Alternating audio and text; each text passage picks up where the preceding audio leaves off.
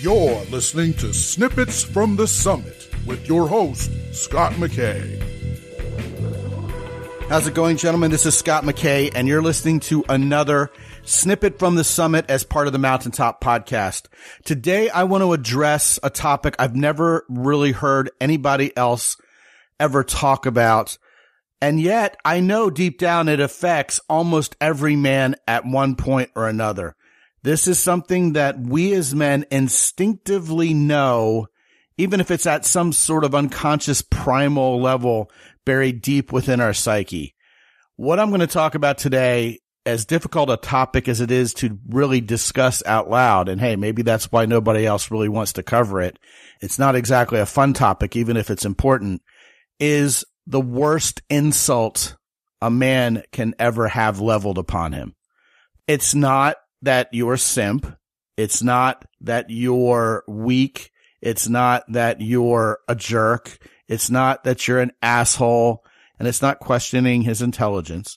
It's not even questioning his sexual orientation or certainly any of those other silly or humorous insults we used to bandy about back in school and back in college with each other.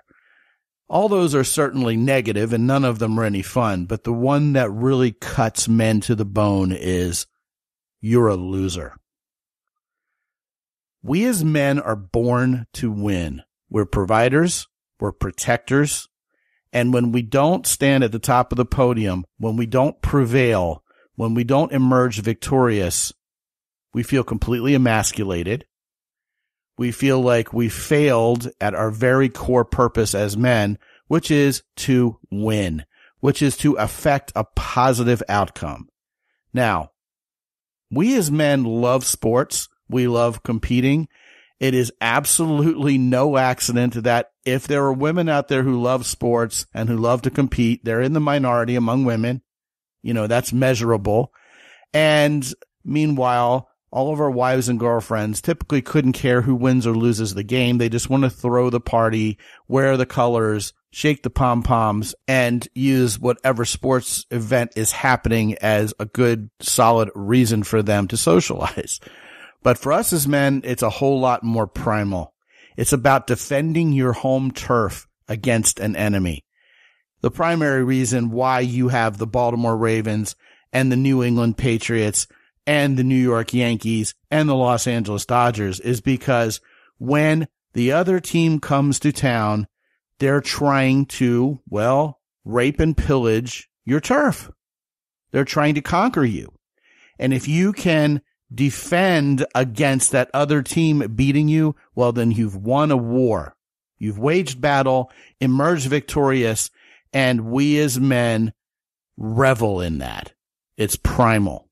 So when we go to another team's stadium, we are attempting to conquer their homeland. And when we do, it's sometimes an even sweeter win because, hey, we were the away team, right? All of this primal energy comes home to roost when we as men are considered losers by other men for sure.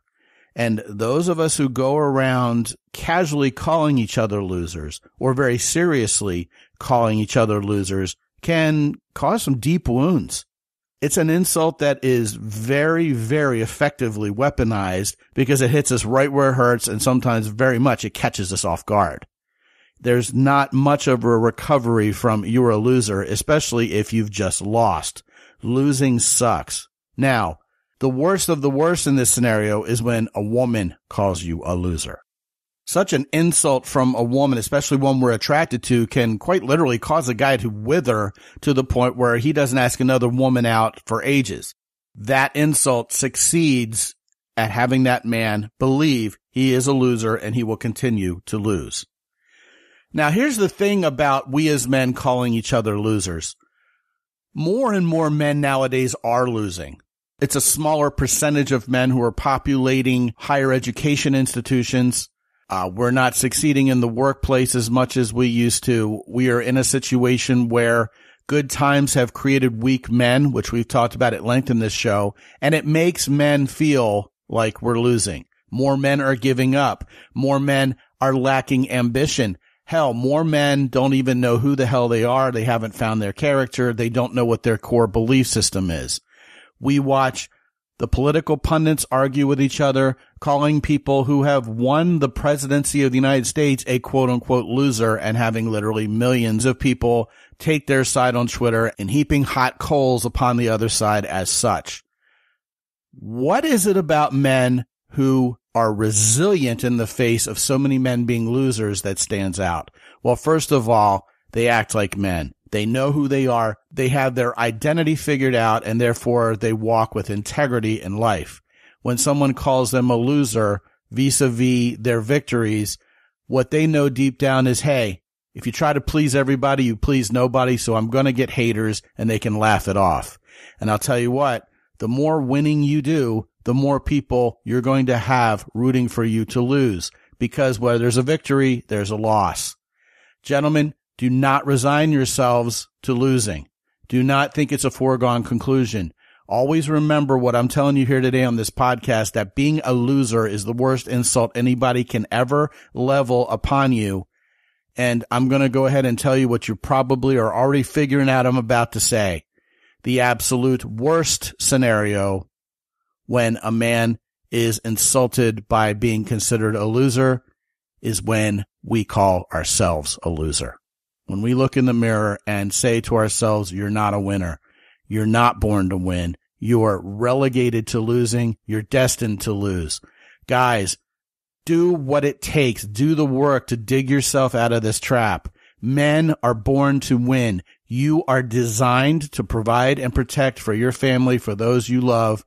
And since it's your design, it's your destiny. And oh, by the way, if you have a losing streak going on right now, that doesn't mean it's forever. Pick yourself up. Do what it takes to build your confidence. Do what it takes to tighten up your worldview, therefore tightening up your character, your integrity, and then, yes, your confidence, and start focusing on winning. This may sound like very Pollyanna-ish advice to you guys, but it all starts with the breathtakingly simple concept of refusing to be a victim, stopping the blame game with everybody else who has done unto you to cause you to lose. Stop feeling sorry for yourself. Pick yourself up. Take responsibility for yourself and for your future success based on knowing who you are, what your purpose must be, and then get about the business of doing it.